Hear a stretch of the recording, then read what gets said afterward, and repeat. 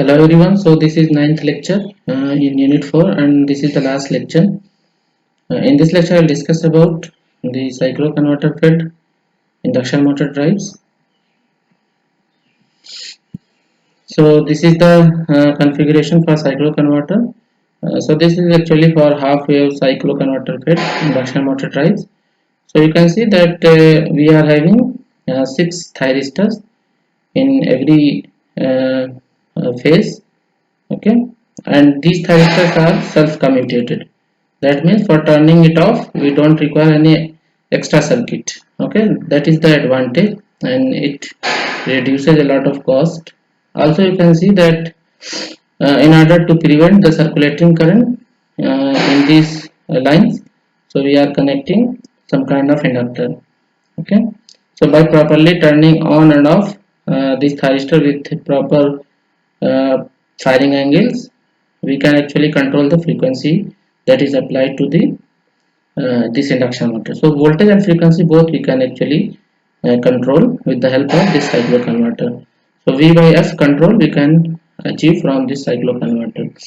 Also, as you know that from cycloconverter the frequency that you can achieve is lesser than the actual base frequency. For example, if supply frequency is 50 Hz, so you can obtain frequency which is less than 50 Hz, say 30 Hz, 20 Hz at the output. So that means the cycloconverter fed drives, they are low speed drives. Okay, so also they are known as gearless drives because they are running at a very low speed. So you can see that the input voltages are given like this, then the synthesized output voltage is something like this. So you can see that the fundamental component is having frequency very small than the frequency of the line voltages. One more thing, you can see that we are using a lot of thyristors. So usually these drives are very costly. So they are recommended only for high power drives. Okay, usually above 1 megawatt. Okay, because these thyristors they can handle higher current and voltage ratings. Okay, so these are recommended especially in high power based drives and also drives which are running at low speeds. So you can read from there AC to AC drive frequency changer used in AC drive system are of two types: cyclo converter drives and load commutator inverters. This drive is not in our syllabus, so I will not cover that. Cyclo converter drives, these are used only for large motor speed control application nearly 1 megawatt and above. Both can be used with induction synchronous motors. The cycle converters provide variable frequency, variable voltage supply using large number of power switching devices. These are mainly used in low frequency applications such as the steel rolling mill, current mill, furnaces, mine hoist, and ship propulsion drives. These drives are also called gearless drives since low speed operation is obtained without a reduction gear, thus reducing the cost compared to the conventional drive. So this is the half wave cycle converter fed induction motor drives. Cycle converter capable of producing output voltage and current waveform at frequency below the main frequency that I discussed, that already you know about that. The main advantage of cycle converter is that naturally commutated devices such as thyristor can be used instead of self-commutating devices. Okay, which means that the cost of the each device is lower and higher cost can be achieved, and also they can be used for 1 megawatt and above. So this is similarly, this is the full wave cycle converter type. So you can see that in each phase we are using 12 devices actually. Okay, so 3 in one direction, 3 in another direction, so carrying current in that direction. This is carrying positive direction current. Okay, and similarly for other phases we can have similar configurations. Okay, so you can see that AC input supply is connected one terminal here and one terminal here. Similarly, second terminal is connected here and second terminal is connected here, and third terminal is connected here and third terminal is connected here. The output is fed to the binding stator winding. Okay, So this is spiral cage motor. That means cycloconverter can be used for both wound rotor motor and spiral cage induction motors. So details you can read from here.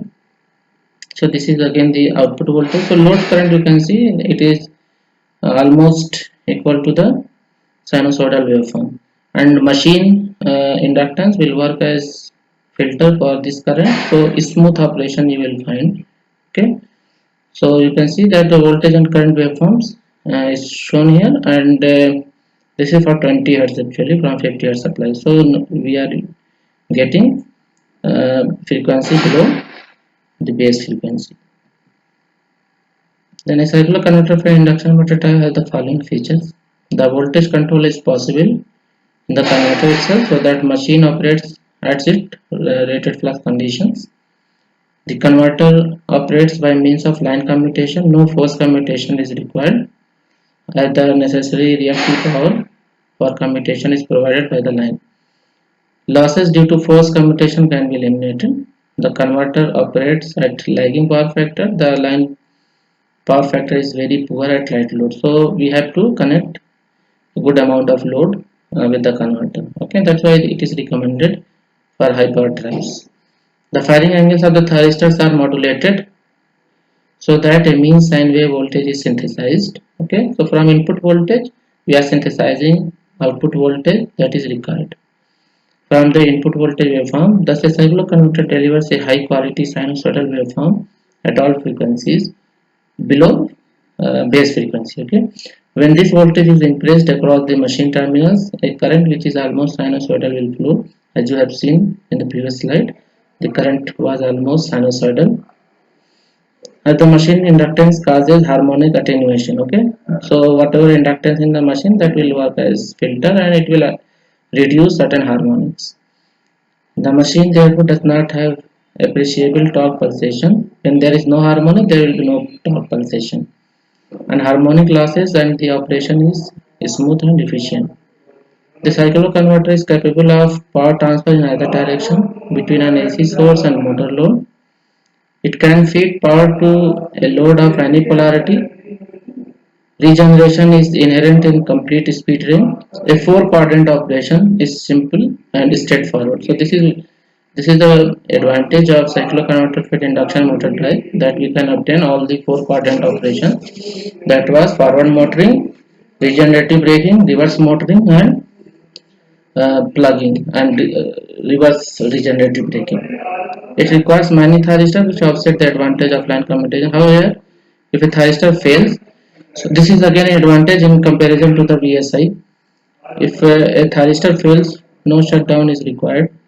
The output can be made available without any interruption with a slight distorted waveform. Okay, if any device is failed, still you are getting some output that can drive your system with some distortion in the output. Okay, thank you. So this was the last lecture in induction motor drive. I will give some solved examples that you can see, and if you face any problem, then I will discuss those problems again in next class. So from next class I will discuss unit 5. Unit 5 is synchronous motor drive, which is which is not that much lengthy. So unit 4, actually it was a little bit lengthier unit than other units, but unit 4 unit 5 will see that only 5 or 6 lecture will be sufficient to complete it. Okay, thank you.